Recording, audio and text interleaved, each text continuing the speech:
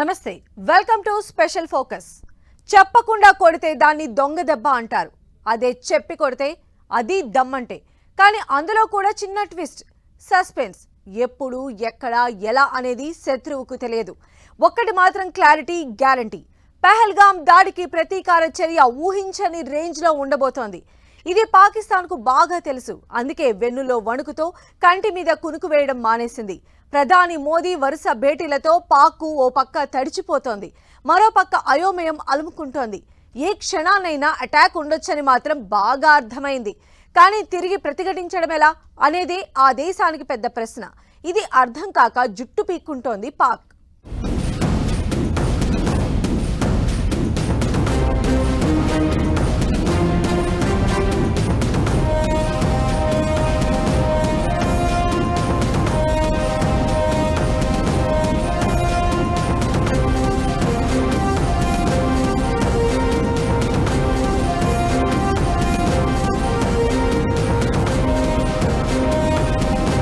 భారత్ ఎప్పుడు ఎక్కడ ఎలా దండయాత్ర చేస్తుందో, ఏ క్షణాన ఏం జరుగుతుందోనని పాక్ వెన్నులో వణుకు. మోదీ వరుస భేటీలతో అయోమయంలో దాయాది దేశం. ప్రతీకార చర్య ఉంటుందని ఊహించిన పాక్ ఏ క్షణాన్నైనా అటాక్స్ జరగొచ్చని డిసైడ్. బిక్కుబిక్కుమంటూనే యుద్ధ సన్నాహాలకు ప్రిపరేషన్. 2019 ఫిబ్రవరి 14 గుర్తుందా? జమ్మూ కశ్మీర్ పుల్వామా దగ్గర జాతీయ రహదారిపై ఉగ్రవాదులు ఆత్మాహుతి దాడికి తెగబడ్డారు. ఈ దాడిలో మన సిఆర్పీఎఫ్ జవాన్లు 40 మంది అసువులు బాశారు. ఇది పాకిస్తాన్ చేసిన ఉగ్ర చర్య. దీనికి రియాక్షన్ అప్పుడు ఊహించలేదు. 2 వారాల్లోనే చాలా తీవ్రంగా భారత్ స్పందించింది. 2019 ఫిబ్రవరి 26న పాకిస్తాన్ బాలాకోట్లో జైషే మహ్మద్ ఉగ్రవాద సంస్థ శిక్షణ శిబిరాలపై మెరుపు దాడులతో 300 నుంచి 350 మంది ఉగ్రవాదుల్ని ఖతం చేసింది ఇండియా. 12 మిరాజ్ 2000 యుద్ధ విమానాలు ఈ దాడిలో పాల్గొన్నాయి. ఇండియా రియాక్ట్ అయితే సర్జికల్ స్ట్రైక్స్ ఎలా ఉంటాయి అనేది పాక్కు అప్పుడే అర్థమైంది. ఇప్పుడు పహల్గాం దాడితో భారత్ రగిలిపోతోంది. ఆర్మీకి ఫ్రీ హ్యాండ్ ఇచ్చారు ప్రధాని మోదీ. మరోపక్క వరుస భేటీలతో త్రివిధ దళాలు, ఐబీ, ఇతర నిఘా వర్గాలతో నిరంతరం చర్చల్లో ఉంటున్నారు. దీంతో పాకిస్తాన్కు అసలేం జరగబోతోందనేది అర్థం కావడం లేదు. ఆర్మీకి ఫ్రీ హ్యాండ్ ఇవ్వడమంటే మీ ఇష్టం, ఏమైనా చెయ్యండి, మీకు ప్రభుత్వం నుంచి అన్ని విధాలుగా సహాయ సహకారాలుంటాయి అని త్రివిధ దళాలకు గ్రీన్ సిగ్నల్ ఇచ్చినట్లే. ఇండియా ప్రతీకార ప్లాన్ చాలా పెద్ద రేంజ్లో ఉందన్న సంగతి శత్రు దేశానికి బాగా తెలుసు. కానీ డేట్ తెలియదు, టైం తెలియదు, ఎప్పుడు ఎలా ఏం చేయబోతోందన్నది మాత్రం సస్పెన్స్. అందుకే క్షణ క్షణం బిక్కుబిక్కుమంటోంది పాక్. మరోపక్క తనకున్న ఆర్మీని సరిహద్దుల్లో మోహరిస్తూ భారత్ ఇచ్చే రియాక్షన్ను కాచుకోవడానికి సన్నద్ధమవుతోంది.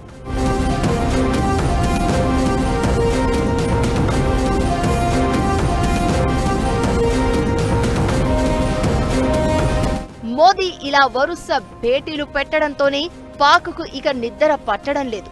ప్రతి దాడి జరగబోతోందన్నది కన్ఫర్మ్ చేసుకున్న పాకిస్తాన్ అది ఏ రూపంలో అనేది ఊహించలేకపోతోంది. ఇలా మానసికంగా కూడా పాక్ కృంగిపోయే పరిస్థితి వచ్చింది. ప్రధానంగా పంజాబ్, పీఓకే, ఎల్ఓసీలోని కీలక ప్రాంతాల్లో పాకిస్తాన్ యుద్ధ సన్నాహాలు మొదలుపెట్టింది. F-16, J-17 advanced air క్రాఫ్ట్లతో Bharat నుంచి ఎదురయ్యే ముప్పును కనిపెట్టుకుని కూర్చుంది. భారత్ సైనిక చర్యకు సిద్ధమైతే తమ నుంచి కూడా రియాక్షన్ చాలా దారుణంగా ఉంటుందని పాక్ సమాచార శాఖ మంత్రి అతవుల్లా తరార్ స్పందించారు. పుల్వామా దాడికి సర్జికల్ స్ట్రైక్ రియాక్షన్ను పాక్ ఊహించలేదు. కానీ పహల్గాం దాడి తర్వాత భారత్ ఖచ్చితంగా పాక్ టార్గెట్గా టెర్రర్ హంట్ చెయ్యనుందని ఆ దేశానికి బాగా తెలుసు. ప్రత్యర్థి ఎప్పుడైతే మన రియాక్షన్ కోసం ఎక్కువ వేచి ఉండాల్సి వస్తుందో అది సైకలాజికల్ గా పాక్ను బాగా వీక్ చేస్తుంది.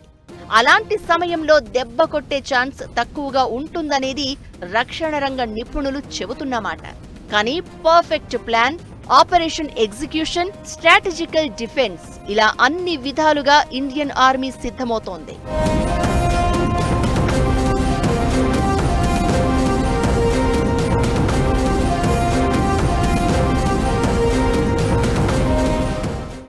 There is going to be a war.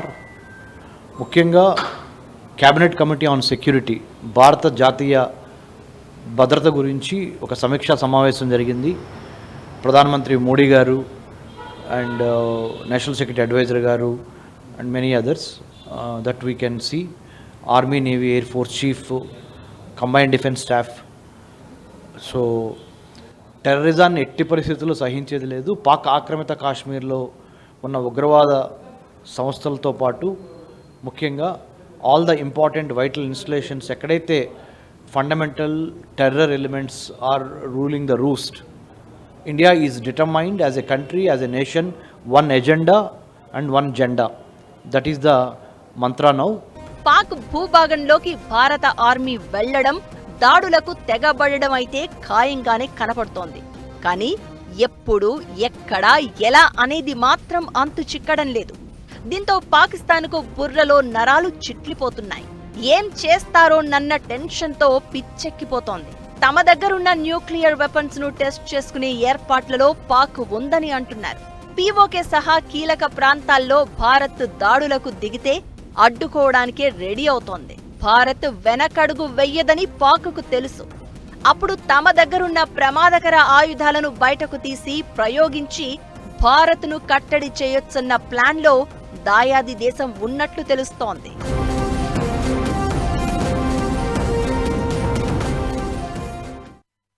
ఈసారి చెప్పి మరీ పాక్ను కొట్టబోతోంది భారత్.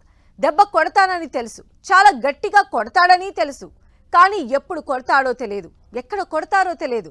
అది ఆ భయం అలానే కంటిన్యూ అవ్వాలి. అప్పుడు సమయం చూసి కొట్టే దెబ్బ ఉంటుందే, ఆ కిక్ ఎలా ఉంటుందోనని దేశమంతా ఆసక్తిగా ఎదురు చూస్తోంది. ఇటు పాకిస్తాన్ మాత్రం అయోమయంలో కొట్టుమిట్టాడుతోంది. ప్రిపరేషన్ పెద్దగానే ఉంది.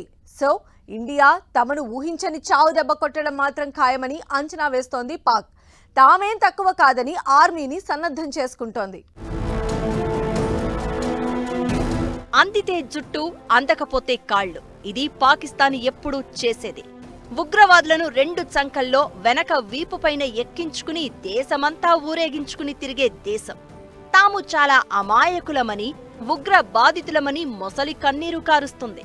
ఓ పక్క పహల్గాం దాడి ఘటనపై తటస్థమైన పారదర్శక, స్వతంత్ర దర్యాప్తునకు సహకరిస్తాము అంటుంది. మరోపక్క భారత్ తమపై సైనిక చర్యకు దిగితే ప్రతి చర్య తీవ్రంగా ఉంటుందని ప్రగల్భాలు పలుకుతుంది. ఇండియా నుంచి కౌంట్ డౌన్ మొదలైందని భావిస్తున్న పాక్ అవసరమైతే తమ దగ్గరున్న న్యూక్లియర్ వెపన్స్ ను వాడేందుకు కూడా వెనుకాడకూడదని అనుకుంటోంది.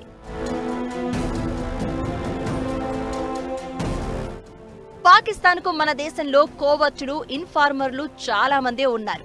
అందుకే ఉగ్ర దాడుల్ని చేయగలుగుతోంది. అలా పై చేయి సాధించాలని చూస్తోంది. కానీ పహల్గాం దాడికి ప్రతీకారం ఎలా ఉంటుందో మోదీ పిక్చర్ క్లియర్ గా చెప్పేశారు. ఊహకు అందని విధంగా ప్రపంచమంతా తిరిగి చూసేలా పాకిస్తాన్కు బుద్ధి చెబుతామని అన్నారు.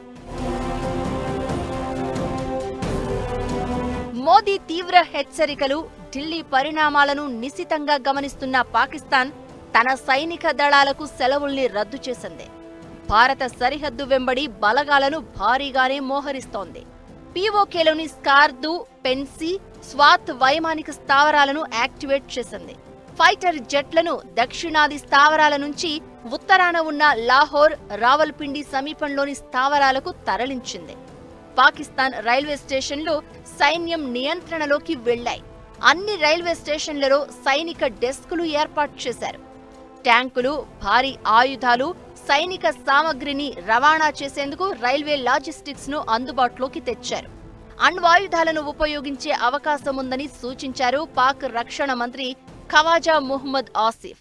విల్తో, ఒక స్కిల్తో then we must go for the kill and take care of the country's border security and internal security as well. I think Pakistan is scared, భయపడుతుంది పాకిస్తాన్ను. అందుకనే చాలామంది వాళ్ళ ఆర్మీలో జవాన్లు కూడా రాజీనామా చేసి పారిపోతున్న పరిస్థితి. I think he has gone out of the country or he fled from the country, from Pakistan. Only God knows. So people are, especially మన భారతీయులు ఒక తాటి మీదకి వచ్చాం. జాతీయ భద్రత కోసం, జాతి రక్షణ కోసం మనందరము సామం, దానం, భేదం ఇప్పటి వరకు వాడాము. ఇక దండం వాడబోతున్నాము. అధఃపాతాళానికి, ఉగ్రవాదాన్ని తొక్కే వరకు విశ్రమించేది లేదని ప్రతినపూని ముందరకెళ్లాల్సిన అవసరము ఎంతైనా ఉన్నది. పాకిస్తాన్ వైమానిక దళం అరేబియన్ సముద్రంలో నీళ్లపై నుంచి భూమిపైకి క్షిపణి పరీక్షకు సన్నాహాలు చేసింది. బలూచిస్తాన్, క్వెట్టా లాజిస్టిక్ ఏరియా, సైనిక పౌర ఆసుపత్రులను రిజర్వ్ చేయమని ఆదేశించింది. చైనా, టర్కీ, ఖతార్లను సాయం కోరుతోంది. టర్కీకి చెందిన C-130E సైనిక రవాణా విమానం కరాచీలో ల్యాండ్ అయినట్లు, చైనా PL-15 లాంగ్ రేంజ్ క్షిపణులను పాకిస్తాన్కు సరఫరా చేస్తున్నట్లు కొన్ని వార్తలు ప్రచారమయ్యాయి. కానీ అవి నిజమని ఇప్పటివరకు ఏ దేశం అధికారికంగా దీన్ని ధృవీకరించలేదు. ఉగ్రవాద నిర్మూలనకు సరైన సమయం, సరైన సందర్భం కోసం ఇండియా ఎదురు చూస్తోంది. పాక్ ఆక్రమిత కశ్మీరులో ఉగ్రవాద శిబిరాలు చాలానే ఉన్నాయి. ఉగ్రవాద గ్రూపులు కూడా ఎక్కువే. భారత్ నుంచి యుద్ధ సంకేతాలు వెలువడుతూ ఉండడంతో ముందుగానే టెర్రర్ మూకలు తలదాచుకున్న శిబిరాల్ని వదిలి బిచాణా ఎత్తేశాయి. సేఫ్ ప్లేస్ అనుకుంటున్న ప్రాంతాల్లో తలదాచుకుంటున్నాయి. POKలో దాక్కున్నా, పాకిస్తాన్లో తలదాచుకున్నా వెంటాడి వేటాడి శిక్షిస్తామని మోదీ ఇప్పటికే స్ట్రాంగ్ హెచ్చరికలు పంపారు. దీంతో సర్జికల్ స్ట్రైక్స్ 2.0 ఖచ్చితంగా జరుగుతాయని పాక్ అలర్ట్ అవుతోంది.